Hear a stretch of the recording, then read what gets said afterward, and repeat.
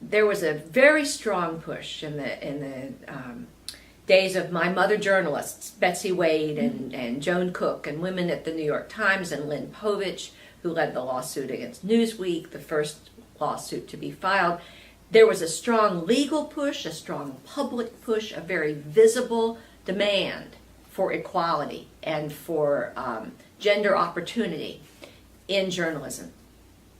I was the second generation, and we were very aware that our mothers pushed that door open for us.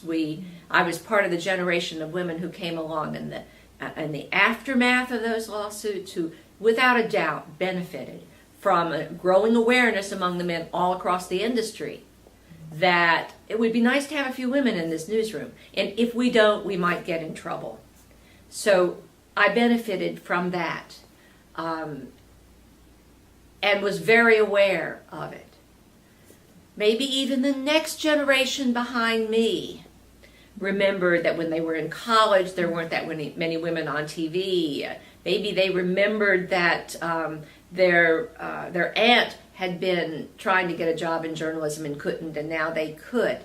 But after that, I feel like, not just in journalism, but young women entering atypical professions that in my childhood were unimaginable for women to hold, entered those professions, walked through that door without any awareness of who had hacked it open.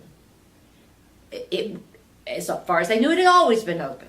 There had never been any barriers in their lives. And so they accepted what was in fact a brand new status quo. They accepted it as a permanent given, that this is the way the world is. Women have equal opportunity. And in fact, as we know, any social change that is that young requires a great deal of affirmation to become anything remotely like permanent.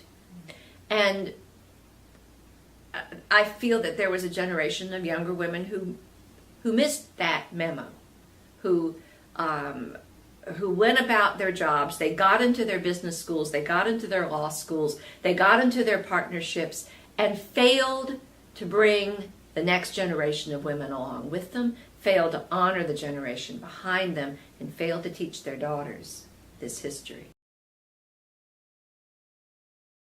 But it is a little disturbing that we are still counting firsts, that we are still marking milestones, that there are still so many spots in journalism where in 2010 it was the first woman in the top job at the New York Times. 2010.